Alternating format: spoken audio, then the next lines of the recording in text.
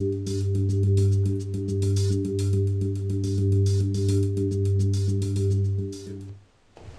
these emergency responders play in the sand, it's serious business. Now, sand simulators have gone high-tech with a computer projection system called the Simtable. I was watching a local TV news channel, and they brought this Simtable modeling up.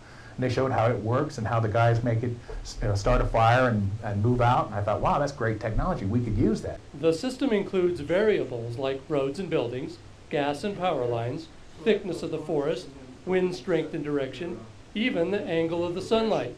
And then we can start a fire and we can simulate the response to a fire, how we would mitigate it. We've got many different options of whether we cut hand line in there, dozer line, we can simulate water drops. Just a lot of different options that we can use as a training aid to show how we would control a wildland. Having the model available either on a laptop or a portable platform that the responding incident commanders and firefighters out in the field can have that model and use it to determine their response and to plan their mitigation actions while they're out in the field. I'm Kevin Rourke for Lannel TV. So for us, a model is a dynamic layer, so we can incorporate other models out there, so we can give them the inputs of the terrain and the fuels. So they have a particular model, we can use that, so in that sense we're agnostic. We also have the ability to take in the spread rates that are driving things like Farsight and FS Pro based on slope, wind, fuel, temperature, relative humidity.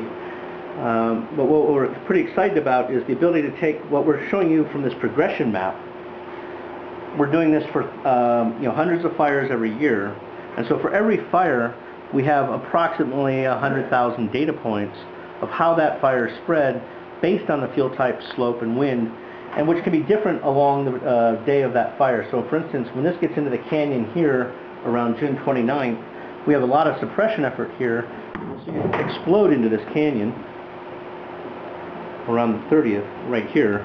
So you can have different behaviors based on the temperature and the wind of that day. So, we're pretty excited. We're working with Los Alamos now to do backward modeling or inverse modeling, where we're taking the empirical data and informing the model. So ultimately we're going to say, when you go out to a fire, let's combine these 2 or 3 historical fires and use those as a reference, as opposed to having one model that's supposed to fit the world, which we don't think is very realistic. We'll turn on our elevation. So you can also see, here's how much elevation detail we have from the sand, which is coarse. Our model will run against the actual 10-meter data.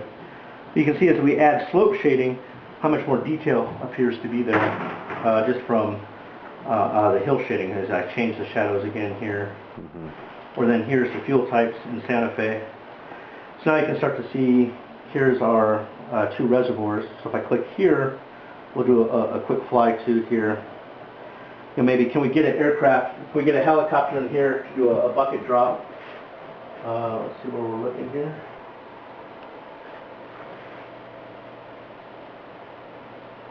And we can also see what the fuel response here is as well. Here's basically a grass chamisa type. Here's a pinyon juniper and a ponderosa pine.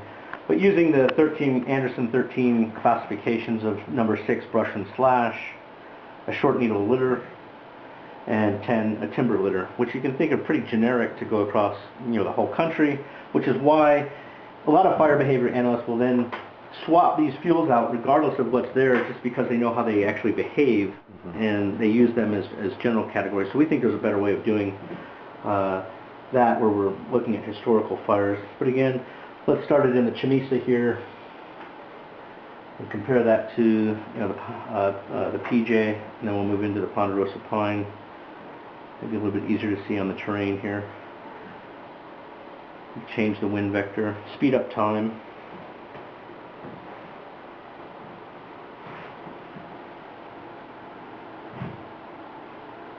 And here you'll see, let's just do a little bulldozer here, work in the north flank.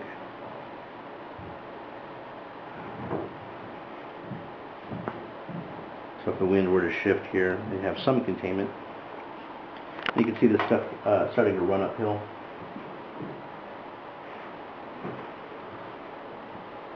So I think taking complicated process, a lot of mapping layers, and trying to bring it to something where I think the computing kind of falls away and people can focus on the issues and have a. And I think it's a little bit more approachable, as opposed to if someone was just doing a PowerPoint up here, everyone else would be kind of leaning back. We say when you watch a movie, you lean back and cross your arms, and that's where a lot of modeling and presentations are, versus the lean forward moment where you're kind of like when you're playing a game. So I think this affords that kind of open-ended discussion.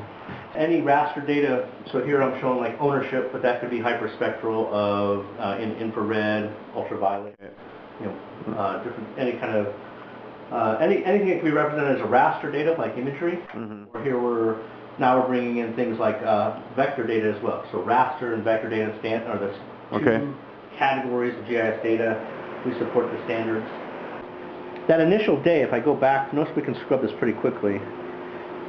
No surface fire model would predict 48,000 acres in the first 12 hours of the fire. So this was something where the plume was filled with embers during the day and then just collapsed at night and did a firestorm on that front face. And that's going downhill. A surface fire wouldn't have gone downhill that fast. So so that's something to take into account. There's usually a lot of uncertainty in the inputs of your model and the model itself. So what this can also let you do when you do a lot of runs is figure out which variables are the important ones. Like, for instance, maybe the wind isn't that much of a factor if it's much more of a terrain-driven scenario. So that it's more important. So it would tell what we call sensitivity analysis. Which variables does that commander need to attend to? And in this case, it's more of a plane, so the wind is probably the more important driving factor, its direction and strength. And so it's coming back to them and say, you're fine as long as you're under 10 miles per hour today, and which is a lot of, in the case of like controlled or prescribed burn, these kinds of, giving them a confidence level. So you can think of, here is my order of course of action for today for my artillery. That's going to have a little spreadsheet of what's going to be involved, and here's probabilities of, if it even becomes more of a, vehicle exercises as things are coming around here and shooting ordnances, well, that can be simulated as well. And here's where we expect to see some flare-ups